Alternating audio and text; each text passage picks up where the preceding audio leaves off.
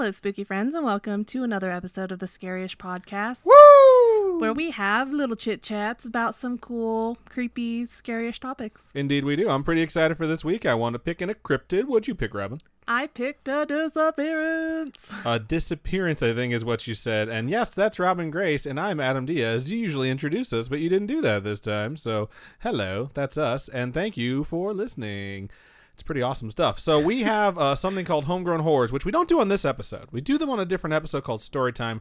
Robin, what are homegrown horrors? Homegrown horrors are the supernatural, paranormal, strange, coincidental, hilariously coincidental, weird just happenstances that happen to you or your family or your friends that you guys share with us and we read on our Storytime episodes. And they're very, very fun. And I know a lot of times when we cover topics, some people think of, like, we covered a few different topics where people actually have experiences with those topics or the places or the things that they've like we've talked about. Person, places, things. Person, places, things, you know, all those nouns.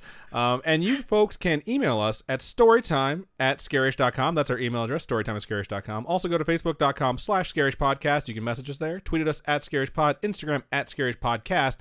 Or you can go to scarish.com, our website, and click on Contact Us and fill it out. And it doesn't just have to be about the topics we talk about. It can be any of those things that Robin mentioned. And on the episodes that come out on Fridays, we read the stuff that you send to us. And we highly encourage you to do so. And if you guys are up for a little bit of fun, we record those live on Wednesdays at 6:30 p.m. Pacific Standard Time. And you can come join us at youtube.com/scaryish or twitch.tv/scarishpodcast. But those are the live episodes where you folks get your say. These are the episodes where we cover a specific topic, one each.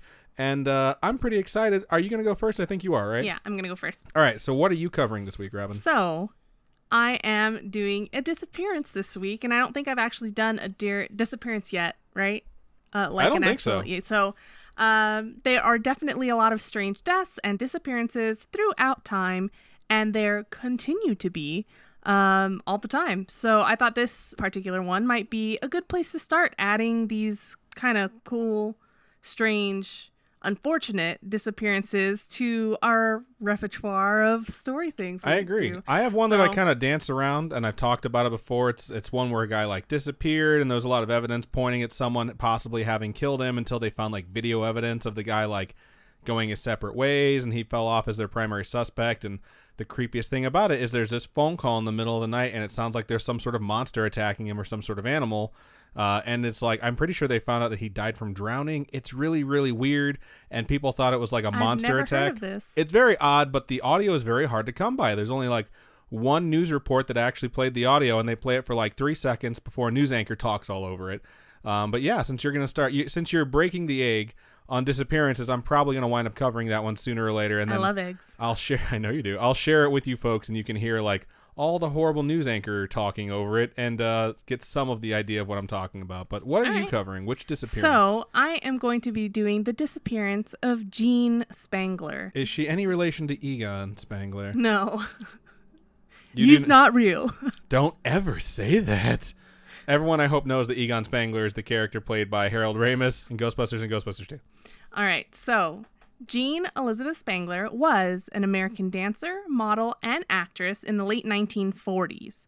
And she was born in Seattle, Washington on September 2nd, 1923. But she attended high school in Los Angeles, California, and graduated there in 1941. So moved from Pacific Northwest down to Tinseltown. Tinseltown? Yeah, I to guess become that works. like an actress. That's what she wanted to do. Traveling up and down the West Coast, though, staying on that West Coast time zone. So she was an avid dancer and had her career in film begin in 1948, where she appeared as a dancer in a few films, a couple commercial spots, things like that. But she was generally under uncredited roles, like extras. And admittedly, I've never heard of any of these films that she was in. So there's When My Baby Smiles at Me. Never heard of it. Never heard of it. Chicken Every Sunday. What? How about Young Man with a Horn? Ah, yes, Young Man with the Horn. I remember that Yeah, one. no, I've never heard of or seen any of these. Neither have I. But I mean, what you said, 1940s. I wonder if my sister's ever heard of them. Maybe. Probably not, though. These seem pretty old-timey and pretty obscure. I don't know, my younger sister's pretty old-timey and obscure.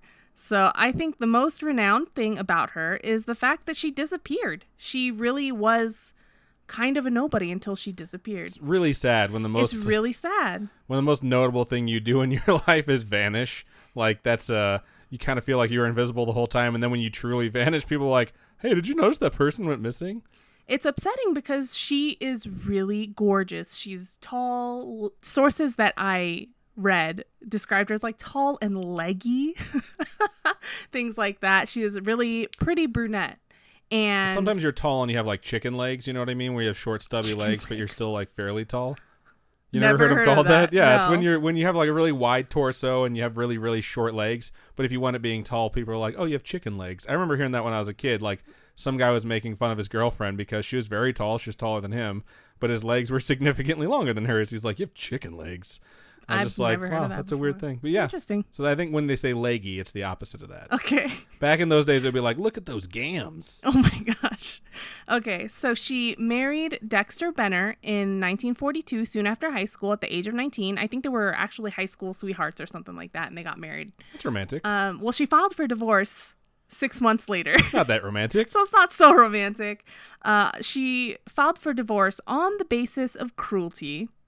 So definitely. Is that a basis you can file for? Cruelty? I mean, abuse. I mean, I figured abuse and cruelty were two separate things. I figured cruelty is like someone's just really mean and nasty to you, but they don't actually strike you. I don't know. They continued to see each other on and off for the next 5 years and had a daughter together in 1944. So it makes me really curious as to how bad that quote-unquote cruelty was for her to feel like she needed a divorce, but still end up conceiving a daughter. And then there are other sources where he went off to be in the Army while he was off stationed somewhere else. She was back home, like, living it up with some other dude. So I don't know. But it sounds like regardless of the circumstances, like after the divorce, they obviously like still had each other in their lives, probably because they were high school sweethearts. And it's like everyone has that one person in their lives that like somehow comes in and out until you finally just say like, no, enough, you're done. Like, you're done in my life. But it's like some people you cut out of your life and it's just over. You know, you have significant others where you break up and like you probably never talk to them again. You never think of them again unless you're going through your list of like, oh yeah, I dated that person for this long, I forgot they existed. And then some are just the exact opposite. And maybe that's what it was for her. Benner ended up having custody of their daughter Christine due to Spangler being unfaithful during the marriage, apparently. Wow. And Benner claimed that Spangler lived a hard partying lifestyle, making her an unfit mother. And despite the ruling, she never gave up. She was like, this is my daughter. I'm going to get her back. You can't keep her from me. And the custody battle went on for 4 years until Spangler finally got custody of Christine in 1948. And about a year later, at approximately 5 p.m. on October 7th, 1949, Spangler left the home she shared with her mother and daughter in Los Angeles. She left Christine, her daughter, with her sister-in-law, Sophie, and told her that she was late for a meeting with Benner, her ex-husband, regarding a late child support payment. So I have just one question. You said sister-in-law. Is this the sister-in-law she acquired because she has a sibling who married her, or is this her ex-sister-in-law? All the sources just say sister-in-law. Okay. They don't say how she's related, but apparently she's there. Okay. And I read a bunch of different websites. Okay. Spangler's mother was out of town visiting family, and Spangler told Sophie that she planned to head over to a movie set afterwards. So after the meeting, she's going to go to work. And 2 hours after having left, she called Sophie and her daughter and told them that she'd quote, have to work a full 8 hours and would probably not return that evening. So on the way to her supposed meeting, I don't know if you can hear the air quotes in that. I can hear them. I get to see them, but I could also hear them. So on the way to the supposed meeting, she stopped at a shop near her home, and the shop clerk is the last person to have seen her, claiming to have seen Spangler browsing around 6 p.m. and that she appeared to be waiting for someone. So I guess she lied to Sophie and her daughter, like, I have this meeting, I'm going to go to work afterwards, and I'm not going to be home. You know what I mean? Which is really weird to me that you would call to say that.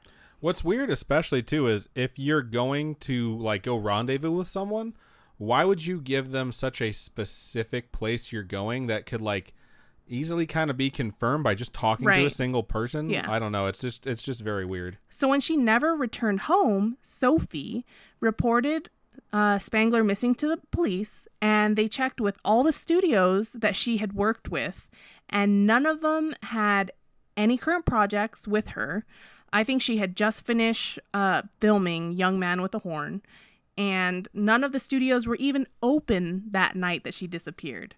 So it's like one of those things where people who are like in the arts, when you're not doing well, you always try and present like you're doing well. You know what I mean? I can see that, yeah. Where it's like, you don't have any projects, but she's like, I want to be hip and seem like I'm gonna on have to projects. work a full 8. Like, it's gonna be really late night. Don't wait up for me. But realistically, you're just gonna go out and party. Yeah. And so when officers questioned Benner, her ex-husband, he told them that he hadn't seen her or heard from her in weeks. Wow. Which is super sketch. Benner's wife of only 1 month, Lynn, played alibi and claimed that she was with him during the disappearance. Played alibi or actually was his alibi? She was his alibi, but I think it's just like playing his alibi. Like, they've only been together for a month. You know what I mean? I mean, they've been married for a month. You don't know that they were only together for a month. I don't know. It just seems super sketchy because they divorced 1942. Then they have a kid in 1944. Now it's 1949. It's been 5 years, but they have a kid together. They're still in each other's lives. And this chick, Lynn, has only been married to him for a month. It just seems really sketchy to me. But maybe that's just me. You're very suspicious, and I'm just going to say suspicious. I'm trying to take in all the facts before I weigh in on my judgment. So I get it. They're newlyweds, but I'm not sure how long they've been together. Even if they met each other and got married that day, you've still been with that person for a month. You're probably going to be more loyal to them than you would be to, like, their ex-wife. But what if he killed someone? Yeah, I get that. So, okay, keep going. On October 9th, 2 days after she disappeared, Spangler's purse was found near the Ferndale entrance of Griffith Park in Los Angeles, which is approximately 5.5 miles from her home, or 8.9 kilometers for you guys that use kilometers. Way to go. And, nice conversion. Thanks, Wikipedia. One of the straps was ripped, and a note was left inside, unfinished, or seemingly unfinished, and nothing was missing from the purse. She never carried any cash on her, so it wasn't a robbery or anything. 5 dozen police officers, and according to several different sources, because I've read through a few, 60 to 140 volunteers searched the 4,107-acre park for any sign of her, but nothing was found other than a dog digging up a denim Los Angeles County Jail uniform that was buried in a shallow hole. Wow. Which is super sketch. Sketch? That's just super creepy in general. Like, even if that's not from this incident, like, a prisoner escaped and buried their uniform there. That's super creepy. So the note that was found in her purse read, quote, "Kirk, can't wait any longer. Going to see Dr. Scott. It'll work best this way while Mother's away," end quote. And the end of that note was a comma, leaving many to believe that the note was left unfinished. I personally just think it was a writing style. Or perhaps she was rushing and kind of just swooshed instead of dotted. I think in this case, she might have wanted to say something else, then couldn't think of anything, and she just left it as a comma. You know what I mean? Yeah. Like, it's different when you're typing something and you just delete it, but if you're writing it, you're always like, oh, shit. Yeah. Like, am I going to say something else? What else am I going to say? And then you just either leave it or you, like, scribble it out and, like, put a period. Yeah. Or try and make a giant period to make it look like you didn't mess up. Either way, it's a weird note to leave and then disappear on. And upon Spangler's mother's return, she told the police that a man named Kirk would pick Jean up a few times, but he'd always stay in the car.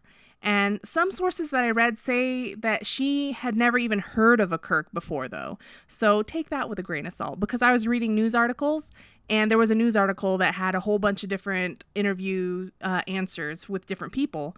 And at the end of it, it said her mother said she didn't know any Kirk or any Dr. Scott. So I don't know what the truth is. Just, they don't talk about it anymore. So like her family just doesn't talk about it. So right. That's really, really weird. It's really hard when you have to ask people to speak for someone that, you know what, the last time they saw them was clearly being shady about where they were going and what they were doing. And now all of a sudden it's like, do you know if they knew this person? It's like, well, hell, I didn't even know where they were going that day because they lied to me. Yeah. Like, how are you supposed to figure stuff out like that? This Right. is why you tell the truth, people. The note wasn't enough to give them any sort of hints as to where they should go from there.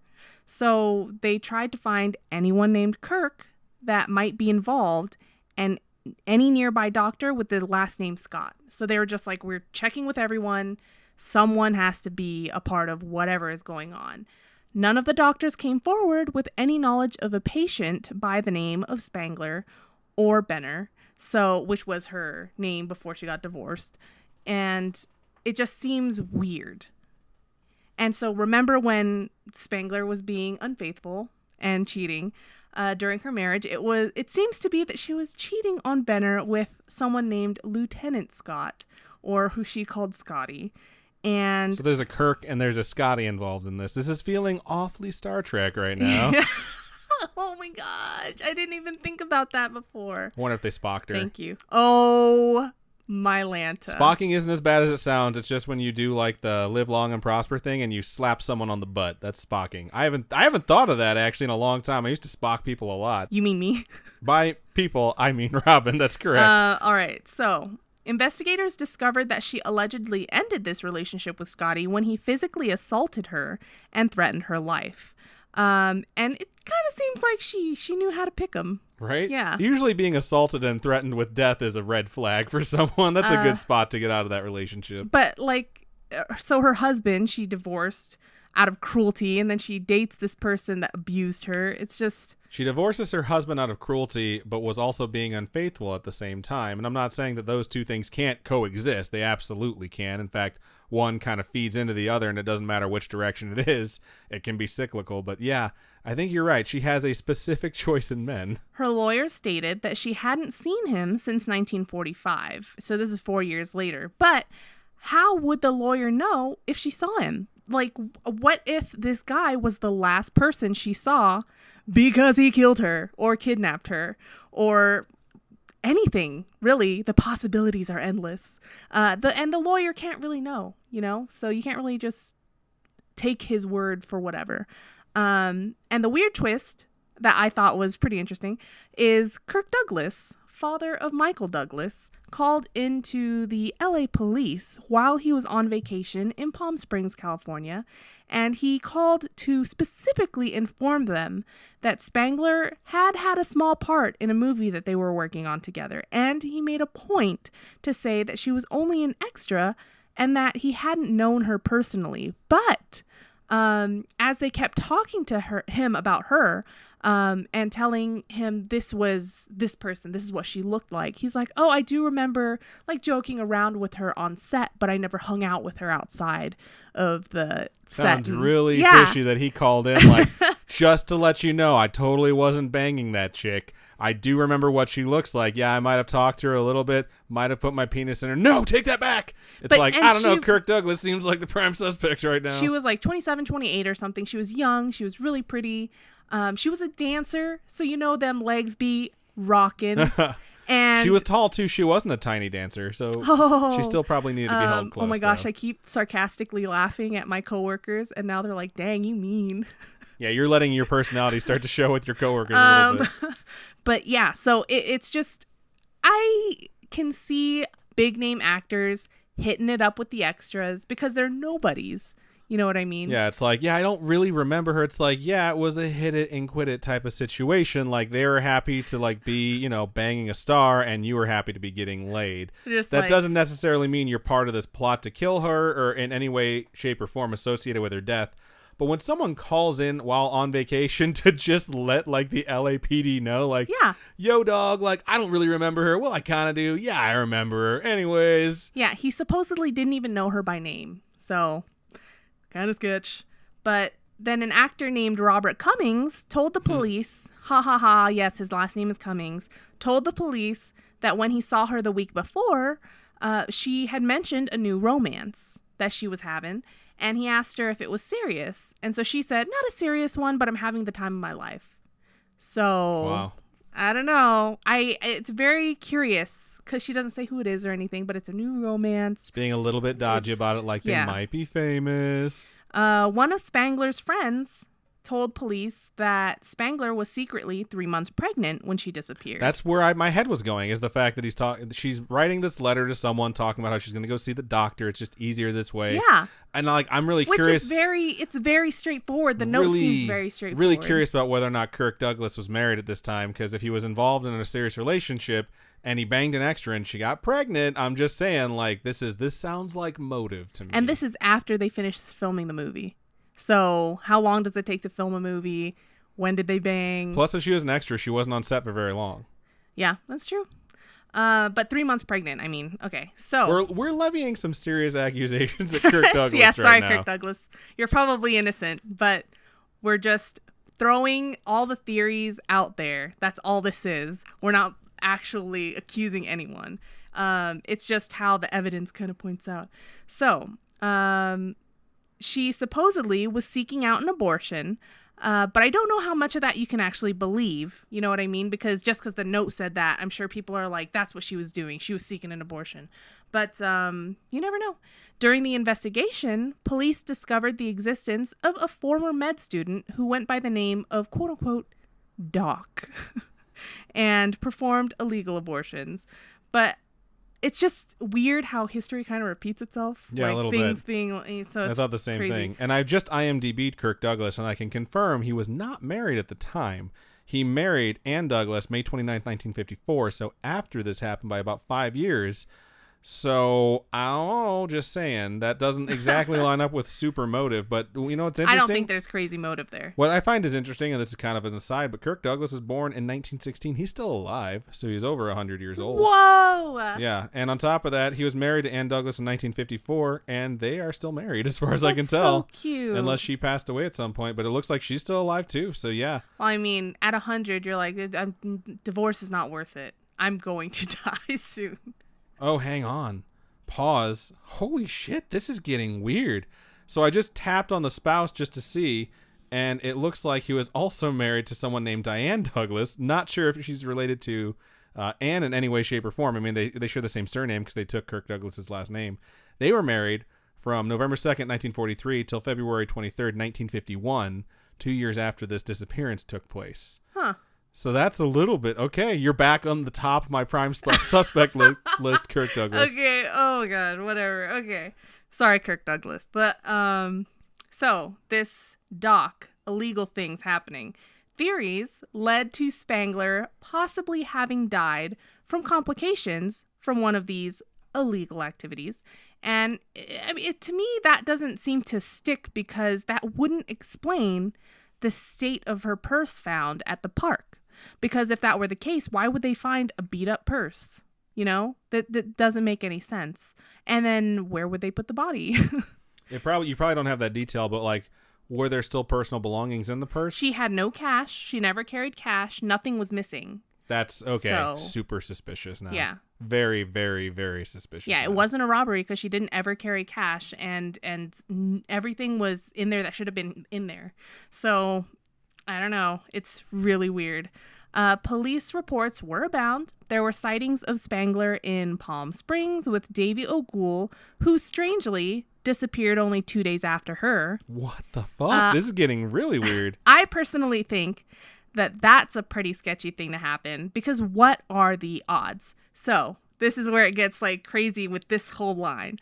O'Goole was involved with a gangster named Mickey Cohen. Mickey Cohen is an extremely famous gangster. Who was connected to a person named Eli Lasky, who just so happened to be the ex-husband of Lynn Benner, the new wife to Dexter Benner, her ex-husband. Wow. The ex-husband to Jean Elizabeth Spangler. So it's a whole line of connections. This is a lot of weird things connecting. It's just, what are the odds? Okay. That's why I think the whole Lynn Benner part, where they've only been married for a month, is really sketchy. So gangsters, mob stuff. Sounds like, okay, it could be benign and it was a simple disappearance or an accident or something like that. But I mean, I don't buy into conspiracies very often, but there's a lot of people with a lot of connections. This is feeling very Murder on the Orient Express right now. With such a connection, with this whole line of connections to the mob, they still couldn't pinpoint Spangler's disappearance. They couldn't figure it out. And I'm going to go ahead and say the mob had something to do with that. Because what else could it possibly be? Because she was connected to the mob. So maybe they had to testify against one of the head mob peeps or something like that. So now you're saying she was like a material witness that they got rid of? No. Not that they got rid of. Or like the police were like, okay, you have to come in, you have to testify.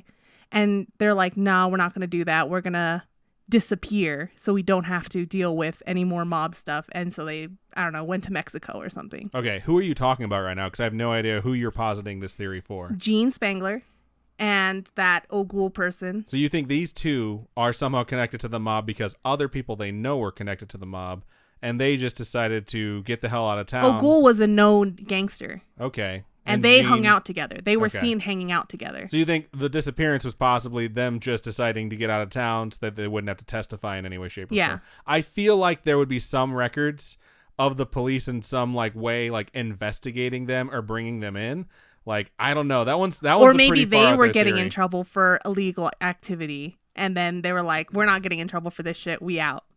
If you say like we're not getting in trouble for this shit, we out, that doesn't necessarily mean it connects to the mob, but this is still a really weird thing that there's this many connections to it. I'm also very hesitant to levy accusations at the mob, so let's just keep going and see how this shakes out. So other theories also link her disappearance to the Black Dahlia murder in 1947, and they point out the similarities in their appearances, but considering the very, very specific way the Black Dahlia was, for a lack of a better phrase, quote unquote, out on display. Do you know about the Black Dahlia or anything? No, I know nothing about the Black Dahlia. Okay, where I'm covering the Black Dahlia in a future episode, so keep a lookout for that one, I guess. And disappearance just doesn't seem to work for this, doesn't seem to be the work of the same person. So the person that committed the Black Dahlia murder I feel like a disappearance isn't good enough. So the Black Dahlia would leave their victims in plain sight to be found. Yes. Okay, I see what you're saying. That does not fit the MO then. Right. If Criminal Minds has taught me anything, that does not fit the MO. Spangler's reputation and character was thoroughly attacked during the aftermath of her disappearance.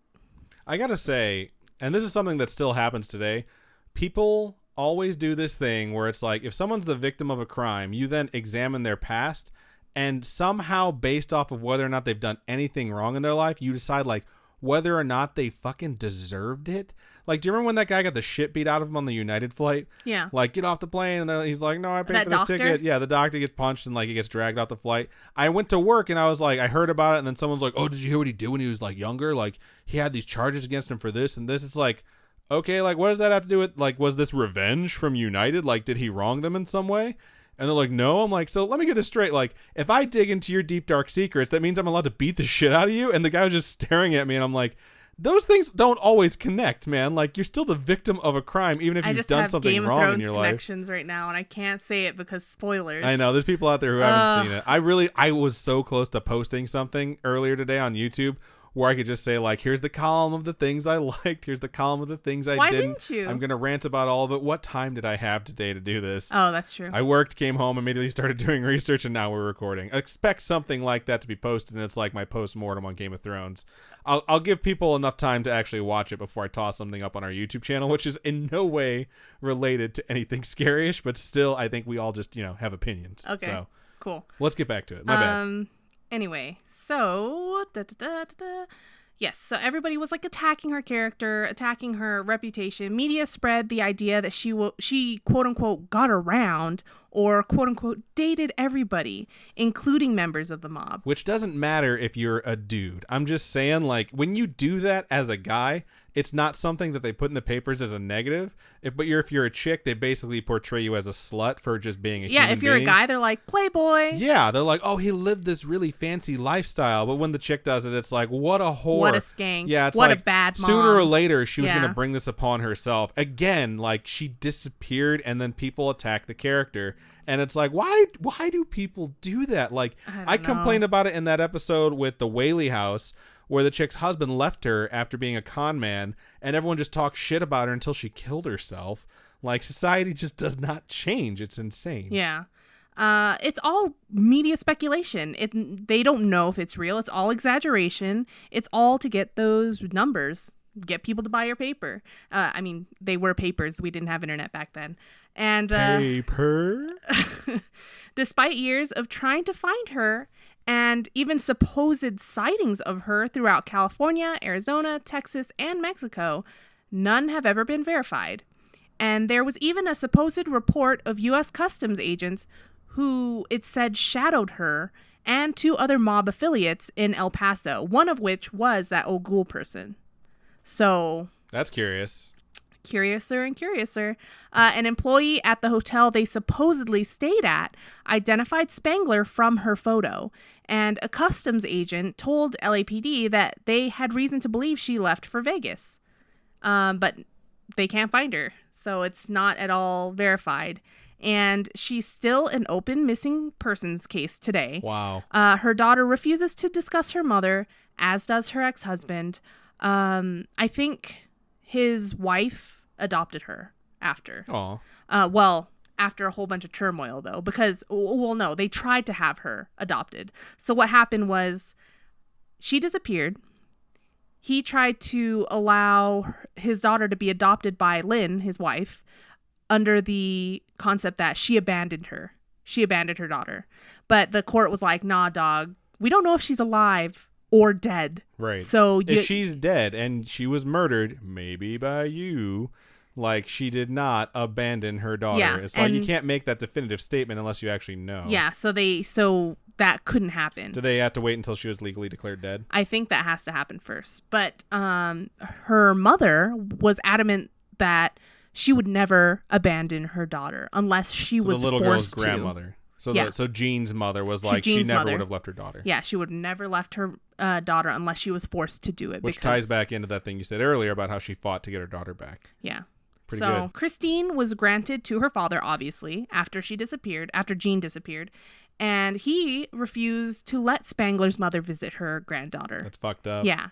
And the court ordered him to permit visitation, but he defied the order.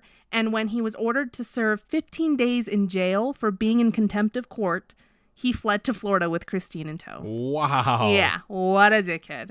And it's just... He doesn't seem to have the character of a person I trust very much in this case. It's just 15 days, bro. And plus, just let her grandmother see her. How very, very, very controlling. Yes. So, yeah. Yeah. It's just really unfortunate how short-lived this woman's life and her career was, because she only acted for, I don't know, 2-3 years, maybe. And it's just so sad. She was only maybe 30. You know, it's just so sad. That is very sad. So, you know, no, she wasn't even 30. She was definitely 27 because she was born in 1923. Wow. So, yeah. 27 at best. 26 most likely because it happened in 1949, right? Yeah. 26, 25 or 26. Yeah, that's sad.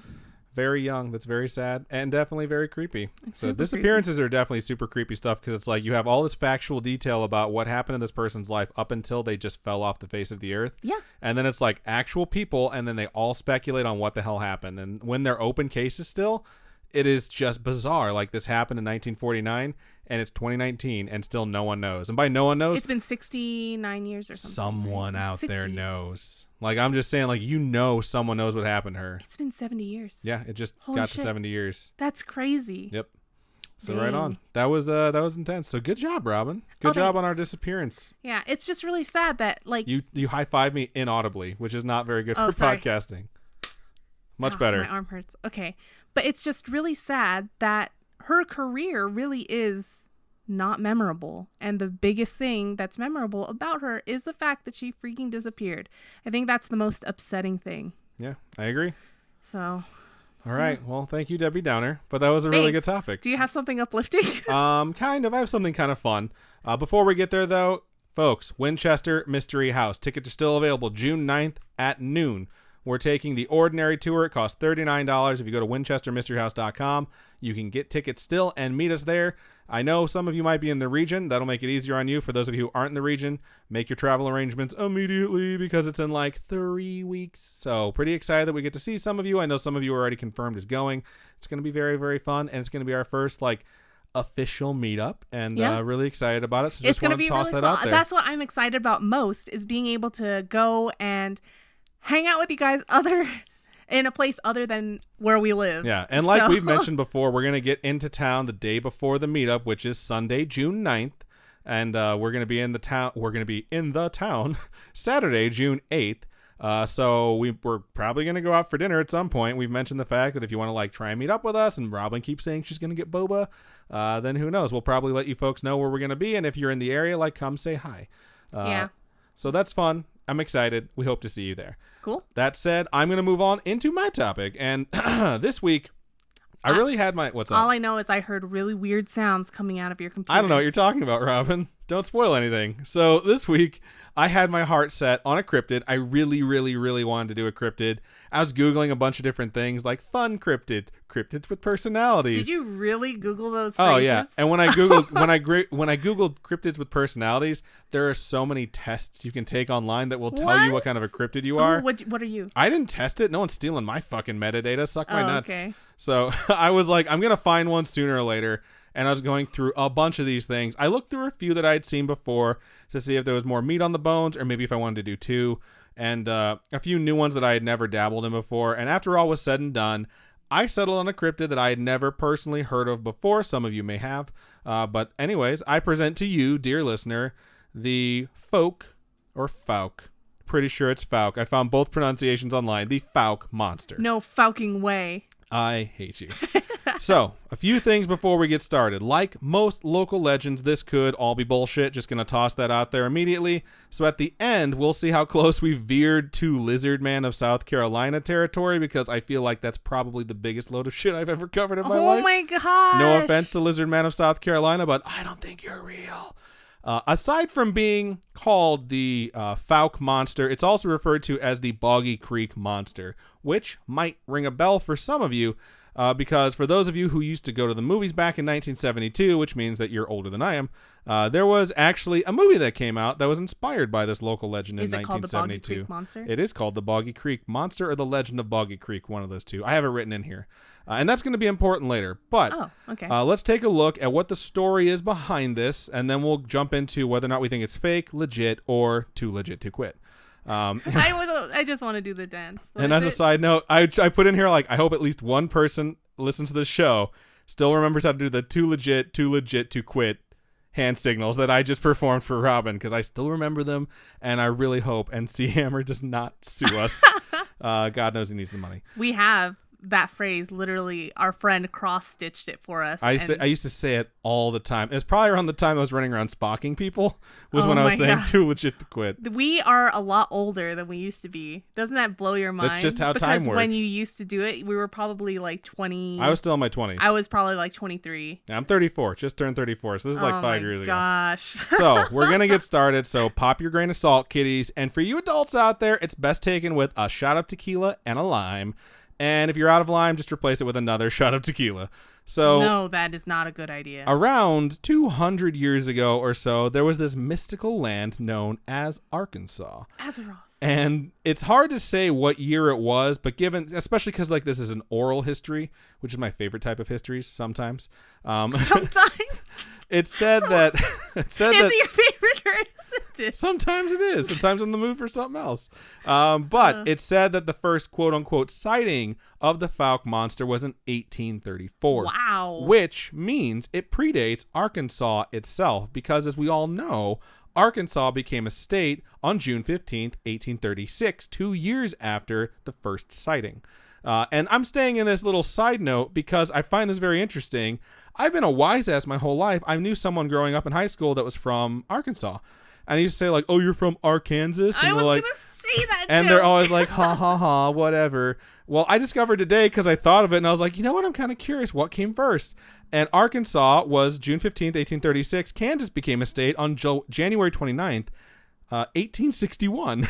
So it's like 25 years later is when Kansas came about. Wow. So they came second. So instead of saying Arkansas to people, I'm just going to start saying Kansas to people that are from Kansas, because I feel like it's more appropriate. That is a very cool fact. It's a nice little factoid that I learned that You're today. welcome, Arkansas. Arkansanians. I don't know how to say you guys' thing. So back to I actually asked Robin, like, how much should I make fun of Arkansas? I don't think I'm going to make fun of Arkansas at all in this episode, and I didn't. So back to the monster. Folks in 1834 claimed to have seen a crazy man running wild around their town. And this was in Fouke, Arkansas. He was supposedly covered completely in hair and was, about 8 feet tall. In addition to this, the creature is said to be quite heavy. Don't know how anyone knows that since no one had come face to face with him. They had just kind of seen him. And I'd like to point out that they say that he was supposed to be around 300 pounds. And as a man who's 6'1", a human, 300 pounds for 8 feet tall isn't really that scrawny, heavy. Yeah. It's pretty scrawny, realistically. Like if you do the scale for like what you're supposed to be, I think if you're 6'1", you're supposed to be 188 pounds, which is roughly like 2.7 pounds per inch. I didn't do this in metric. I'm sorry, folks. But like the taller you get, the more it scales a little bit. I think at like 6'4", it's supposed to be like 2.8 versus 2.7. So let's say it's supposed to be 3 pounds per inch. If you're 8 feet tall, that's still only 288 pounds. So it's like, it's not really heavy. If it was a human, like they like if I was 188 pounds, I'd be skinny. You know what I mean? Yeah. So like calling something 300 pounds at 8 feet tall is like, apparently this cryptid has a coke problem is all I'm saying. So the creature supposedly has very long arms and it also smells terrible. And what that's creatures don't smell terrible? Especially if you live in a fucking swamp, man. Like that's kind of a side effect of where he chose to make his home. Swamp Thing is definitely a thing. Oh, is it really? Yeah, it's a superhero. So I'm talking about like a cryptid. Oh, I'm sure there's some sort of other swamp creature out there. But you can only imagine what a creature like this sounds like inhuman, deep guttural roars and howls. And some say that's how it sounds. And others say that it sounds like a peacock. And I know what you're probably wondering is, what does a peacock sound like? So I'm going to clear my throat and attempt to do my peacock call. Just take a clip. Here I go.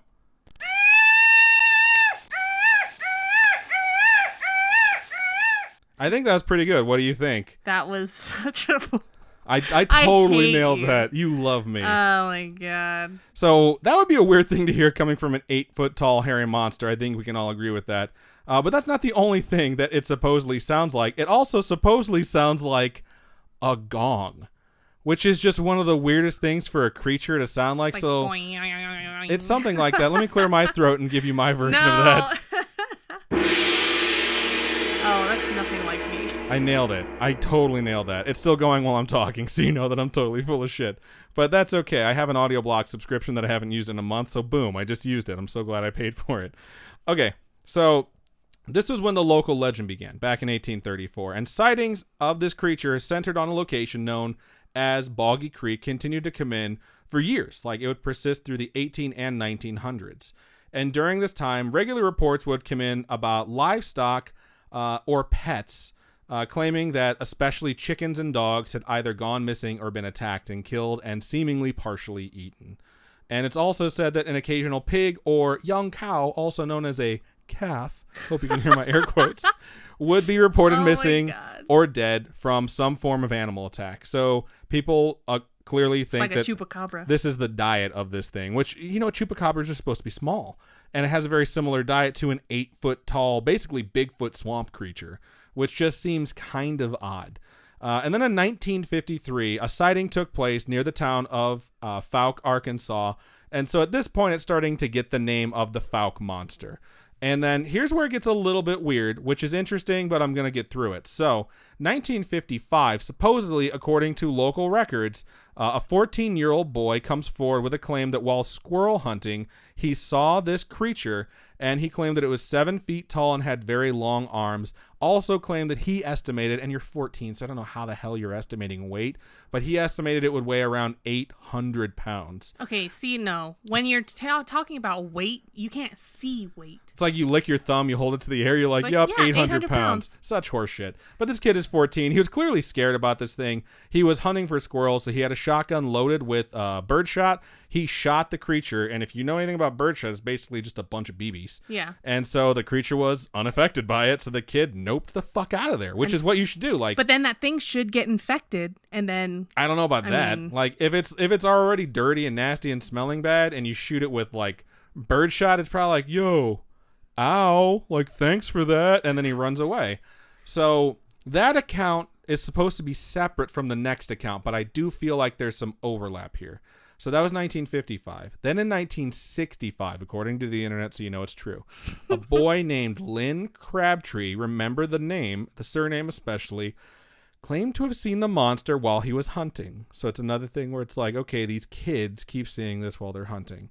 And it's interesting because when kids see things, obviously no one's ever going to believe that they saw anything. How many episodes in a row have we said that? A lot. It happens a lot. So as one would do when spotting, and he claimed it was an 8-foot-tall creature covered in hair, Lynn shot at it repeatedly with the weapon he had, and the creature supposedly didn't really seem to notice, which is bizarre. And I mean, like, the thing is at this point 100 plus years old. So if it's the same thing. But what is bullet immunity? I mean, like, that obviously would make sense if this creature is like immortal or just super old, or it could have had kids with its hairy mate, or maybe it reproduces asexually. That's my next bullet point. The one in between that was maybe it mates with humans. Just saying, I'm pretty sure there's stuff like that on Pornhub. So, oh my gosh. A little time passes, and then on May 1st, 1971, a Bobby and Elizabeth Ford were just chilling at home, and before you get any ideas, relax, perverts, they're brother and sister, and this is not Game of Thrones. They were probably sitting around the TV watching the top-rated sitcom of 1971, which we all know was All in the Family. Was it really? Yes, I totally Googled that. Oh, wow. And, I've never seen it. I was like, I wonder what people were watching in 1971. It was All in the Family. Which it was on one's that CBS, so I don't know. So all of a sudden, there was a loud crash that ruined their peaceful night, and an enormous hairy creature had smashed through a screen window. Now, I don't want to wildly speculate on why a creature who had mostly left humans alone for 100 plus years would suddenly punch through a screen window. Maybe it's because someone freaking shot him and he was injured. I'm thinking he was chasing a moth and it landed on the screen window and he just tried to nail that thing. Because we've all had that like moment where we had to get rid of a bug. The people that love bugs are probably cringing right now, but I'm trying to figure out why it would encroach upon human territory. But think about it. Like, there are a whole bunch of different animals within the animal kingdom that are smart enough to come to humans for help when they need it. That's true. Like, someone posted a video of sharks constantly coming to people to help them get hooks out of their mouth.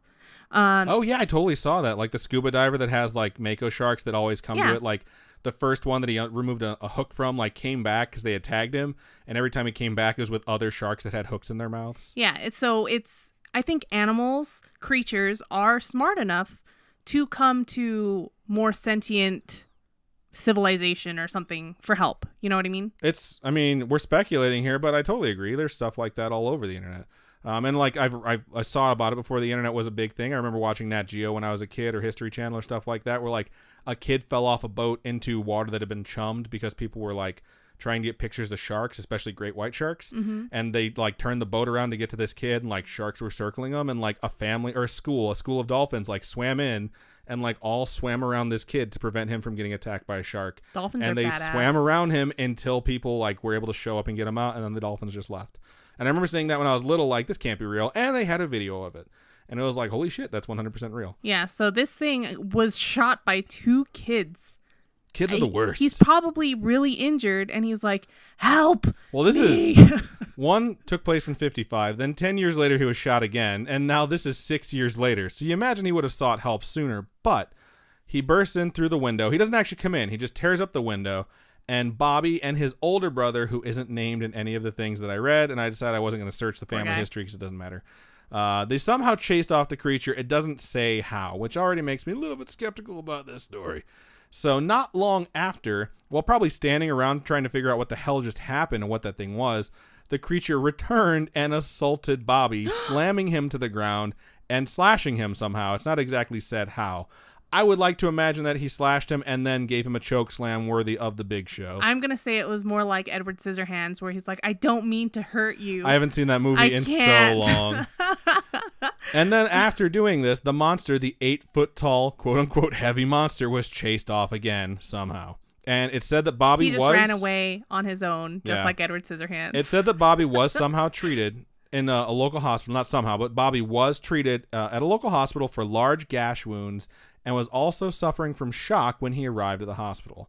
And then, of course, they talked about this to the police, and an investigation by the police of the home revealed footprints of a large variety with 3 toes in the yard, scratches on the porch, and scratches near the window that had been damaged.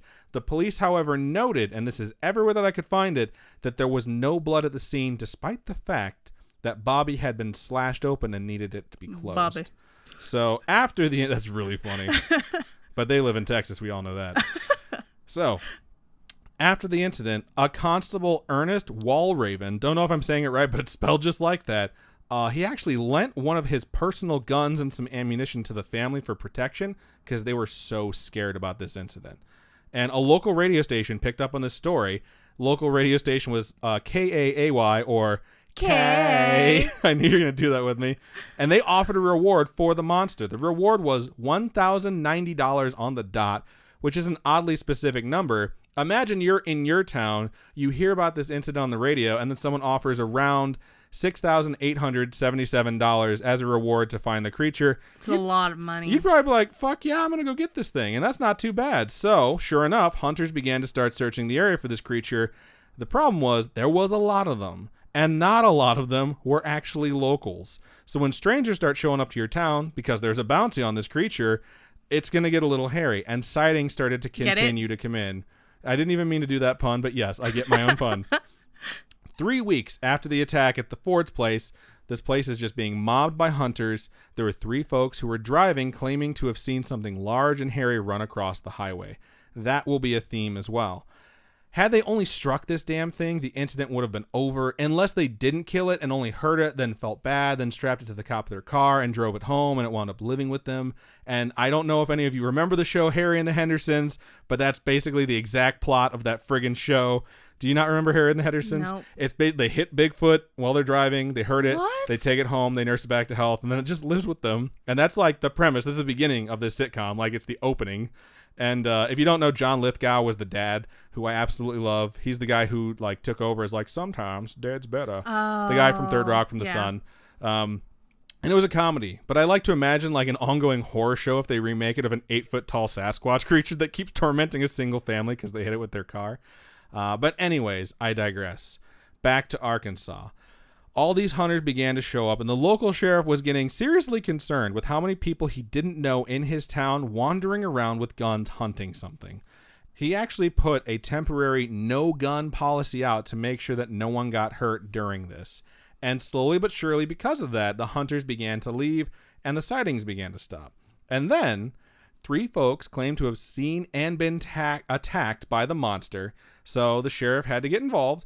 And after some investigation, they were each fined $59 for filing a fake police report because they basically had made the whole thing up, and the local sheriff was quoted in a local newspaper as saying that they had basically all gotten shit-faced together, got into a fight, and decided to blame it on the monster attacking them. Wow. Like somehow they'd be able to claim the bounty without having the monster.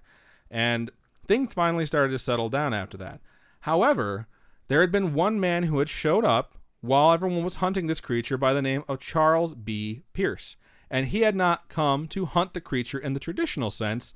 He was in Arkansas to investigate the incident, not to hunt the creature specifically. So what were his intentions? To make a movie. And that movie was called The Legend of Boggy Creek. And it's kind of interesting as well, because Charlie Pierce, as I'm going to call him from now on, borrowed around $100,000, probably a little bit more, from a local trucking company to fund his film. He then went and hired a bunch of locals to be extras, which mainly consisted of high school students, which I think is hilarious, to like do this movie. And it wound up being like a horror docudrama, which is basically like a fake documentary with a little bit of facts from the actual incident mixed in that like all culminates with like the creature showing up. And it just sounds really silly. It kind of sounds like the Blair Witch Project of its time. Yeah. And it obviously predates the Blair Witch Project. So it cost $100,000 to make that movie. It came out on August 25th, 1972. And when its run was over, it had made $20 million. Dang. It was the 10th highest grossing film of 1972. It's insane. I mean, Paranormal Activity is the Blair Witch Project of its time, which is the, I guess at this point we have to call it the Legend of Boggy Creek of its time, because $100K, if you make $1 million, you got 10 times that return.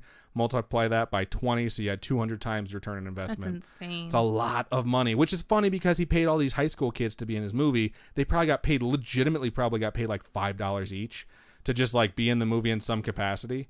And what gets really interesting here, and now we're going to start getting into the speculation portion of this, is around the time Charlie was asking questions for his movie was when a lot of these stories started to come out.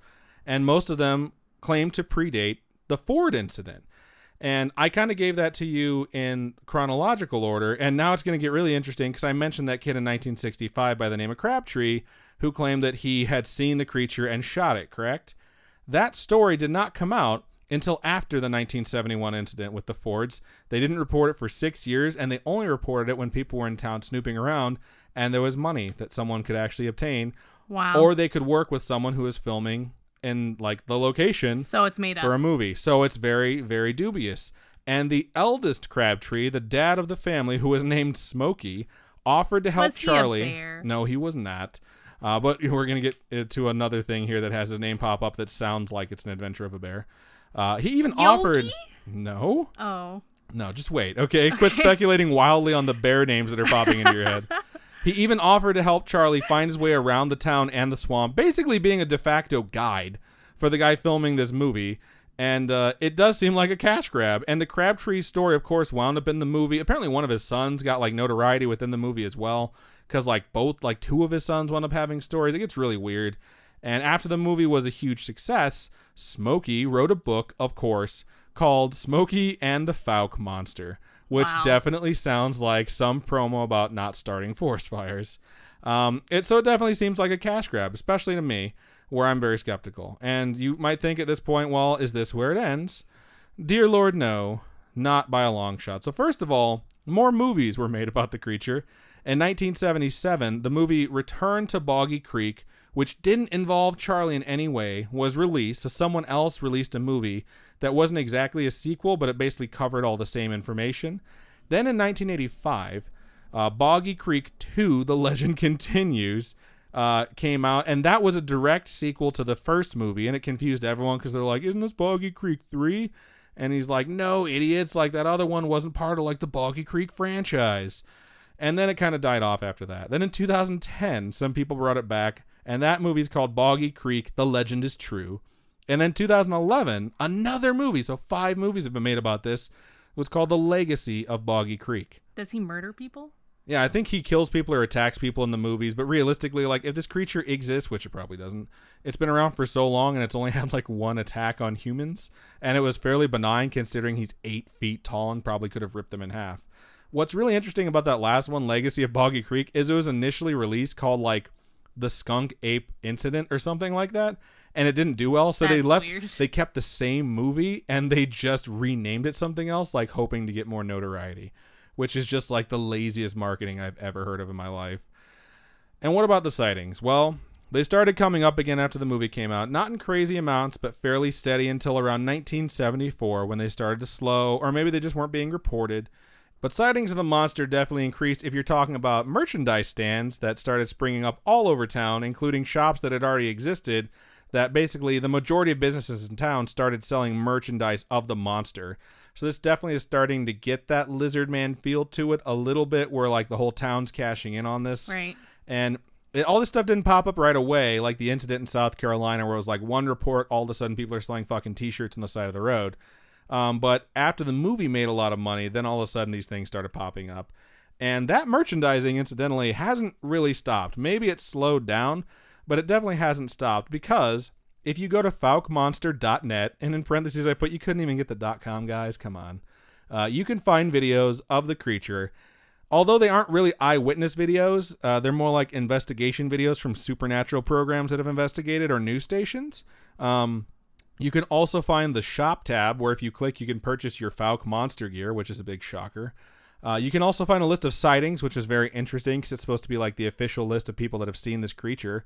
And this is where things get a little wonky, because a lot of the sites, including Wikipedia, including a lot of the research that was done by other like people that researched this, especially some guy who created a book in like 2012 where he interviewed everyone, states that sightings in 1997, there was over 40 sightings that year, which is so weird. Like 97, like why would 40 sightings take place?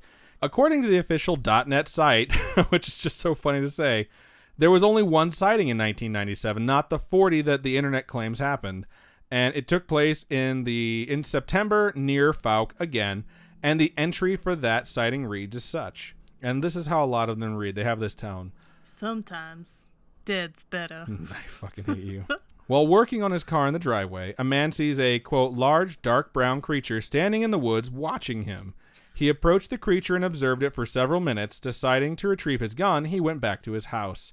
When he returned, the creature was gone, but he eventually spotted it again sitting in the woods. So now it's just sitting there. Is it possible that it's just a really big, overgrown brown bear? Like, a lot of people speculate that this is just actually a giant bear.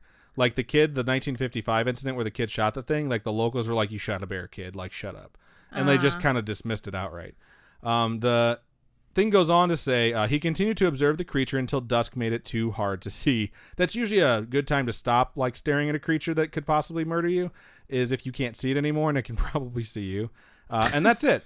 And this is how all these entries on this website read. And most of the sightings listed actually don't seem that dubious to me because they come from folks who are driving through, and most of those sightings occur on Highway 71. So anyone who's local might know Highway 71 and might have a story. And lots of times this thing is either crossing the road or off in the distance just watching things go by. And the newest sighting that I could find on the website is dated October 2018, so not that long ago. And it was a sighting from two ladies who were driving north on 71 again.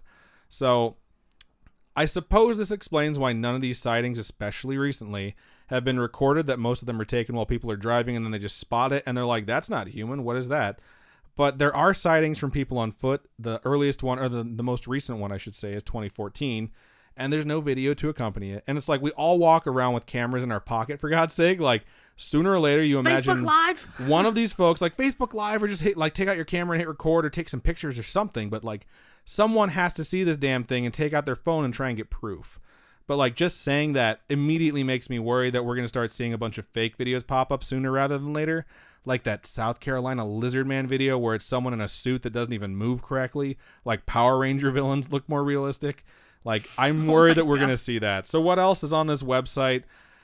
Well, you probably guessed it, but there's a tab that's titled Festival. And this takes place every year. It's called an annual festival. I don't know if it's been happening before, if this is the first year for it. But this year it's going to start on June 15th, 2019. So in about 4 weeks. So if any of you have dads that are into paranormal stuff or like cheesy horror flicks from the 70s, it's a pretty good idea if you're in the area. And the authors of 3 books will be in attendance. They're all monster related in some way. One of them is specifically about this creature. Another one is like a cryptozoologist, and another person is an investigator for Bigfoot. And then they don't just have those folks, but they also have the daughter of Charlie, the director, who will be there, as well as, quote, actors from the original movie, which at that point, just has to be those high school kids that got paid to be extras in that movie that probably never left the town, that are like, my day has come. I finally get to talk about the good old days. So like, if they would have gotten that family, the Crabtree family, they would have at least put their name on the poster. And like, as silly as it is to say this, like, I gotta be honest, like, it's a pretty good poster. Like, it's kind of vintage, but certainly better than some of the other festival posters I've seen for cryptids. Cough, cough, South Carolina, cough, cough. I've shit all over that Lizard Man since I did that topic because it was super annoying. I love Mothman. Mothman is really cool. I'd really like to go to that. And this one, I don't know if I would attend. I will say I am very impressed with your marketing and your poster for it. But like most local legends, like this one seems to have a specific inciting incident, which then like fed into more and more incidents being reported, like a lot of them after the fact. A lot of the people trying to state like, oh, this happened to me first. Like, people pay attention to me kind of thing. Yeah. And then sightings on top of sightings after that. And it really feels like the snake eating its tail kind of thing, where it's like, it kind of feeds into itself at that point. Things just turn into cash grabs. They really, really do. And it happens really, really fast. Like, I was reading a bunch of stuff with like interviews by like 1984, 1985, and like local police and the mayor of the town. Like, there was like a cast taken of the tracks. And like, there's a scientist that was there when it was taken, and he's like, I'm 99.9% sure that thing is fake. And they're basically like, it could be real, maybe, but like everything about it, especially how it was taken and how the like tracks just appeared, like everything seems to be fake. And even people talking about the fact that this creature had been seen a bunch in the 1800s doesn't really seem to be spun out there in the universe too much until this incident took place. Like, people say now, like, oh, yeah, this dates back to the 1800s. But you can just say that about anything once it happens. And then, like... It just creates a momentum of its own. And it really does. And, like, if you try and find references to this creature anytime before the 71 incident, like, you're really hard-pressed to find anything, aside from the 1955 incident where the kid shoots the thing that everyone just decides must have been a bear.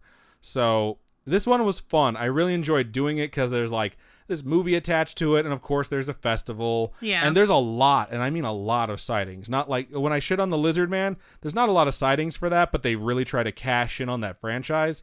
But this one, like, the franchise goes dead a little bit, and then like there's a lot of sightings, and they don't cash in on them for a while. And now there's this festival that seems to really be celebrating the movie more than the cryptid, which is totally cool.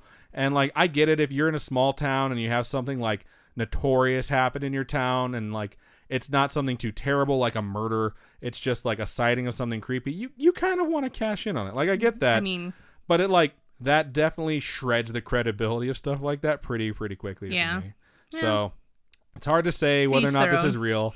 Still kind of feels pretty fake, but I definitely enjoyed researching this particular cryptid, and I kind of feel like we have a lot of fans out there who really like to watch cheesy horror flicks. So if you can find this movie, I would suggest giving it a shot. And it's The Legend of Boggy Creek, and then maybe I think it's like 82 minutes, so it's not going to waste too much of your life. And then just watch that and think, episode of Game of Thrones. Watch that and think, this movie made $20 million and only cost $100,000 to make. Like, that is crazy to think about. So who knows, when there's money involved like that, a lot of people will say a lot of stuff to be included in it and to get a piece of it. So who knows what's real. This one definitely seems like a little bit dubious, but hey, that's for you folks to decide. But that is The Legend of Boggy Creek, or the Fouke Monster. So I hope you folks enjoyed that. I hope you folks enjoyed that. Ha ha ha ha ha. I know, I'm hilarious. But yeah, that's everything I got for my topic this week. So if you guys want to send us your homegrown horrors, please send them to storytime@scaryish.com. You can go to scaryish.com. All our social medias are on there: Twitter, Facebook, Instagram. Everything is just a click away. And we also have our store on there, so check out our store. I have an Etsy store, Robin's Quiet Corner. Our Scary-ish merch is on the website under the shop tab, so go ahead and do that. We have like 3 different websites that have shops for us, and they're all located under that store tab, so go check it out. I think there's a blanket right now that's on Teespring, and you can totally go to the Teespring store and check that out, and then just pick up whatever you guys would like. And aside from that, like, this is a really good episode. I really enjoyed it. I hope you folks did too. Send us your stuff. I know Robin just gave you all those things just to run them down. Facebook.com/scaryish-podcast. Twitter is @scaryish-pod. Twitch. Instagram is @scaryish-podcast. So send us your stories however you want. And if you guys want to help us keep this podcast going, please go to patreon.com/scaryish-podcast. Those are monthly donations. We have a whole bunch of different tiers. We have so many amazing patrons on there that help us out and help keep this going, and we hope you'll be one too. We just had our first Ask Me Anything or Ask Us Anything that was Patreon specific, and it was really fun. Thank you to the folks that came out and asked us about, like, not really some serious, like, super hard-hitting questions, but like some fun stuff, like where do we think the podcast is going? Yeah, favorite animals. What do we think of Robert Pattinson being cast as Batman? I had many thoughts on that, so it's been a really fun time, and I would also highly encourage you folks to go to ko-fi.com, ko-fi.com/scaryish-podcast if you want to give us one-time donations. You're not all about that monthly donation thing, and we use that to upgrade our studio setup, and it really, really does help. And one more time, thank you to everyone who listens. We really, really appreciate you. And I think that's just about everything that we got. Yeah, keep on creeping on. That's shout out to you, Kesha, and we'll see you next week.